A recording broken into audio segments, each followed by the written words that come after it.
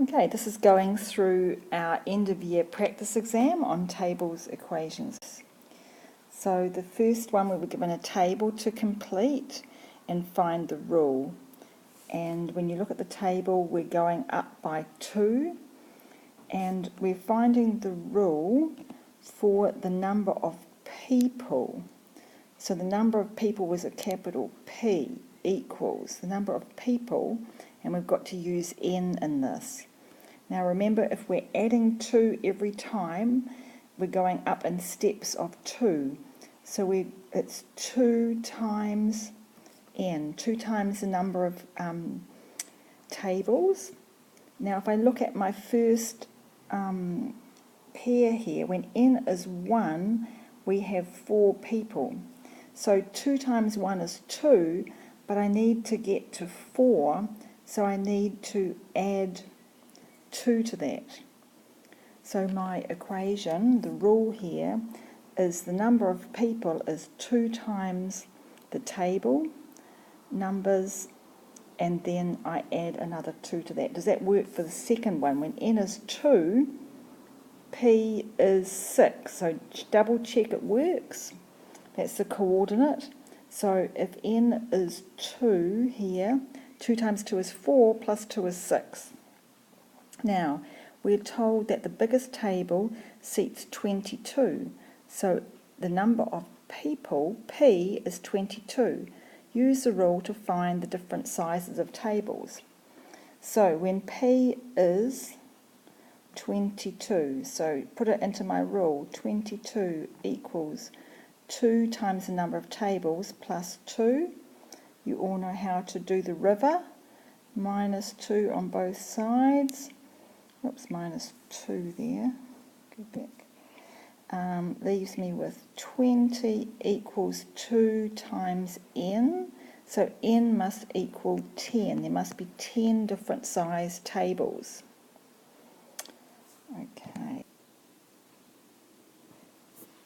Okay, so that's that question done. Let's go on to the next one.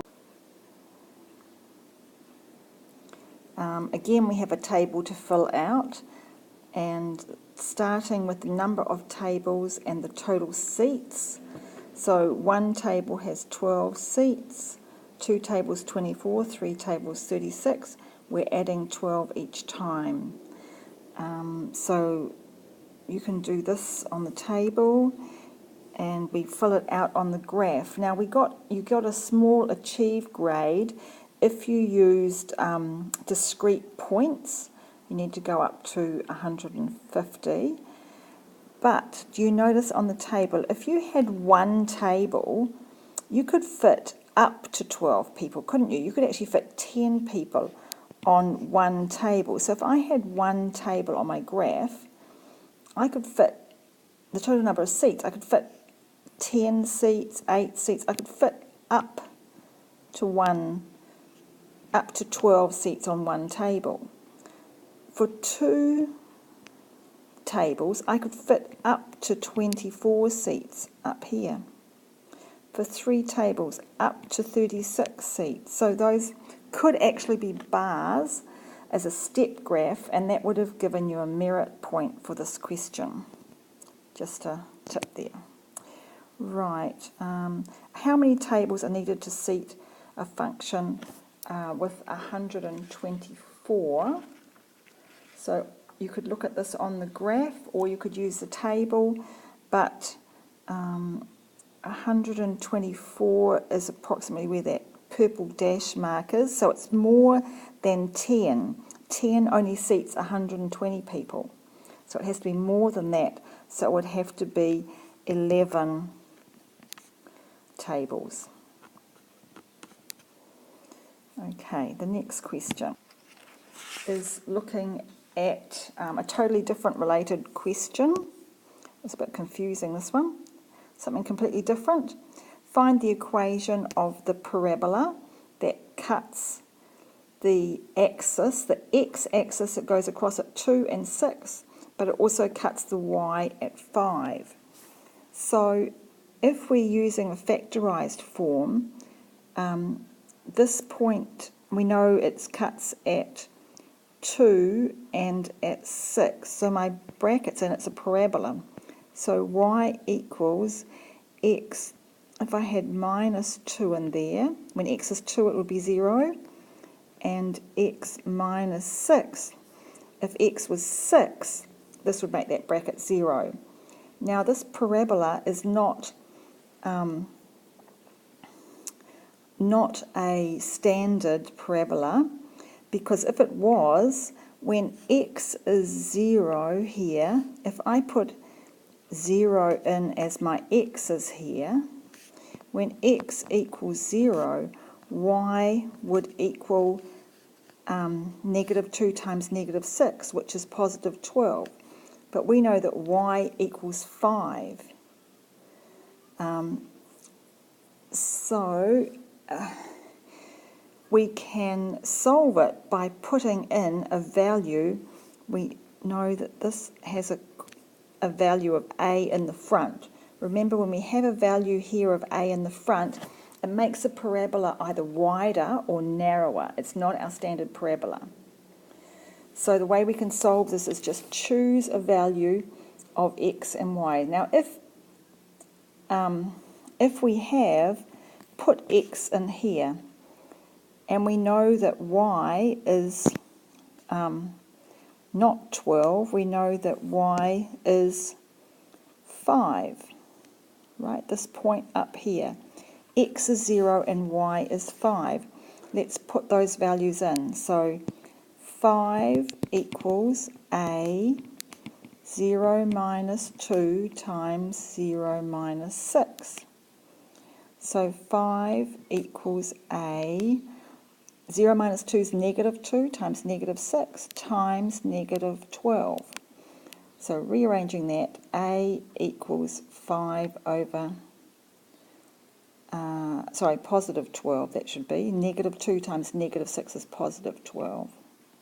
A equals 5/12. So that would be our formula, and that would give you an excellence to find those. Okay. Farmer Brown, I think I've gone on to the next page for this one, is looking to fence his paddock. Okay, here we go. So he's only got 180 metres of fencing, and it's got to go around 3 sides. So I have a width here, and I have a length here, and another width on the other side, and they have to add to 180. So if the width was 0, I could have a length of 180. Now we're investigating the different sized paddocks he could make. So we're looking at the best paddock, which would probably be the largest paddock. Okay, if you want the largest paddock that you make, you've got to find the area, which is my width times my length. So we need a third column that's going to give us the area. So if we had a width of 10, if this width here was 10 metres, here and here, and I've only got 180 metres, so I've used up 20 already, 10 on each end. I've got 160 left for the length. So my width is 10, my length is 160 here. And the area is the width times the length. And so I've got an area of 1,600 metres squared. So you need to continue trying different widths. Most of you did this for the width and the length, but you didn't work out the areas, because I want to find the best paddock he could make using algebra or graphs and tables. So the best paddock is the biggest paddock. So if he had a 40 metre width, he would have 2 lots of 40 is 80. He would have 100 metres in here, and his paddock would be 40 times 100. He gets a 4,000 metre square paddock. If it was 50 on each end, 50 and 50 is 100, he's got 80 metres left for the length. That's also 4,000. So we end up with a parabola, and we can see that actually that parabola is not going to work very well. Let's put it make my parabola here. 0 to 90 metres. So at 45 metres, so 0, he gets 0 area. At 40, he gets 4,000 metres. Let's say that's 4,000 up here. And at 50, he gets 4,000 metres. So our parabola kind of comes like that. So at 45, we're going to get the maximum height of the parabola. So the area would have to be a 45 metre width on each end, which means the length must be 90 metres. Would be the dimensions, the size of the best paddock that he could make, because that's the maximum area. Okay.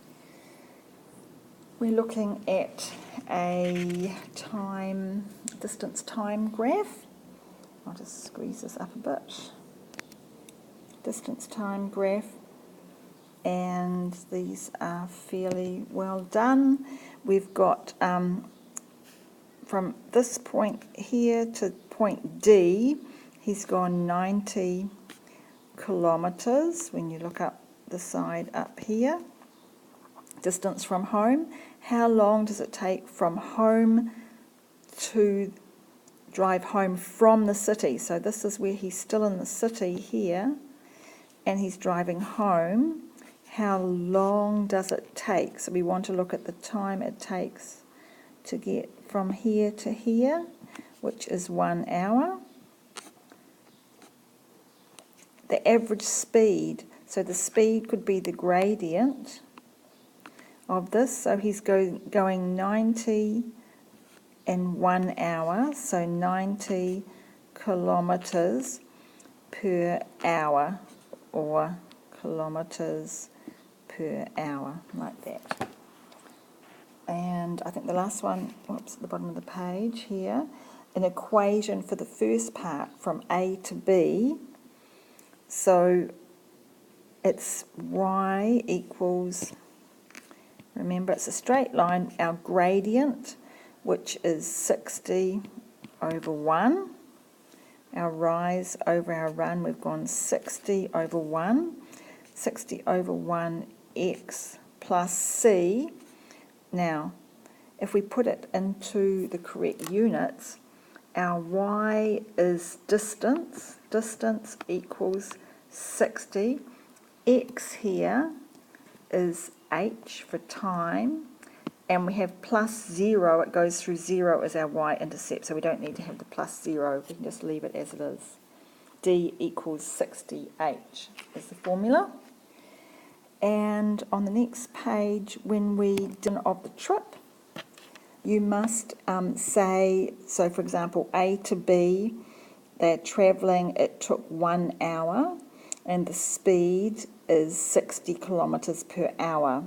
Between B and C, they stopped for 15 minutes. Perhaps suggest that they got coffee, or they got gas, or they broke down, had to change tyre, whatever. And then from C to D, they continued at the same speed. It's parallel to the AB. AB and CD have the same gradient. So they continued at the same speed. D to E, they stopped travelling for 4 hours, perhaps dentist and shopping. They were in the city. From E to F, they returned home, and the speed was 90 kilometres an hour. It was faster than the other speed. Remember, compare those gradients. E to F is faster than A to D. Okay, that should give you some ideas for that question. On to the next one. We're comparing the vegetable garden. This was an excellence kind of question. What you needed to do was work out, you've only got, I think it's 18 metres of wire or gardening edge. and you've got to divide it in two. So on the table, you could, for example, have a 3-metre garden and a 15-metre garden, a 6-metre garden and a 12-metre garden, okay, from the 18 metres. And then you've got to work out the area. Now you must, of course, know some of your geometry and measurement. So from a 3, if I had a perimeter, my perimeter is pi times the diameter, or 2 times the pi times the diameter, or 2 times the radius. So if my another way of finding my radius is pi divided by, the perimeter divided by 2 times pi. Okay, this here can cross multiply and go under there. And then the area that I find from this area of a circle is pi times my radius squared. So my area is going to equal pi times p over 2 pi squared.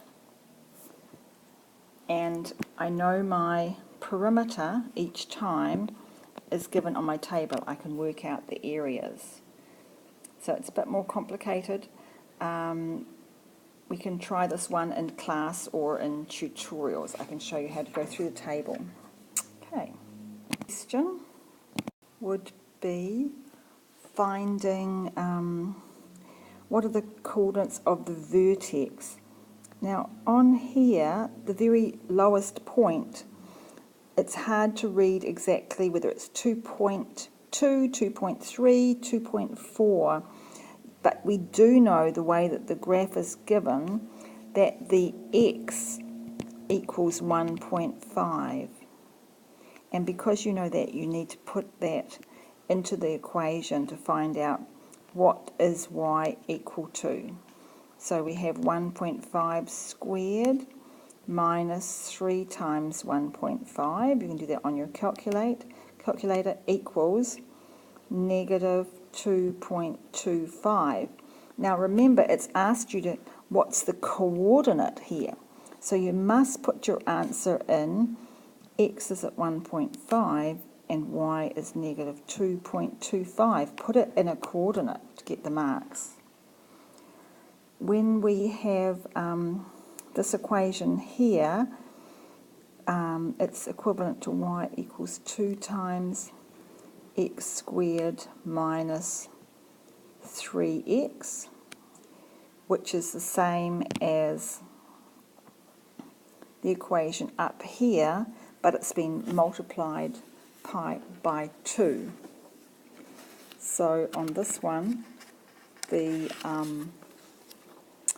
all of the points are twice as far from the x-axis as they were before. Twice as far because we've got the 2 here.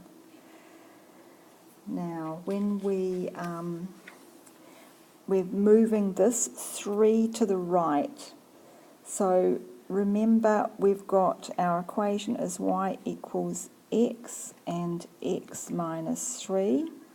If I'm going to move it 3 to the right, I'm going to take away 3 there and add minus 3 on this one. So it's going to be y equals x minus 3. Remember, if you move your parabola to the right, it's the opposite of what you think. You minus off it, x minus 3. And the other bracket is going to be x minus 3, which is x minus 6. And then I move it up 10. And you know that when you move a parabola up 10, you just need to add it onto the end there. Okay, so that's what happens when I translate that. Oh, was our graph here. Most of you got this. When you work your table out, you ended up with 1,100 with plan A. With plan B, you also ended with 1,100. And plan 3, you're going up you've got 2, but then you add 4, so it'll be $6. Then you add 8, so it'll be 14. You keep doubling how much you're adding, and you end up with 4,094. And you just had to comment on that. Of course, this is an exponential, the last one, and so it goes up very quickly, and you could draw that on the graph. Which plan? There were some very good comments that you wrote about which plan was best. Of course, for 21, and some of them, Grandma has to, not pass away in another 21 years. In Plan A. Plan B, you're given the biggest amount first, so that may be quite advantageous. And Plan C, you're obviously going to take a lot of money from your grandma, which not everybody agreed with. Okay, hope that helps you with that.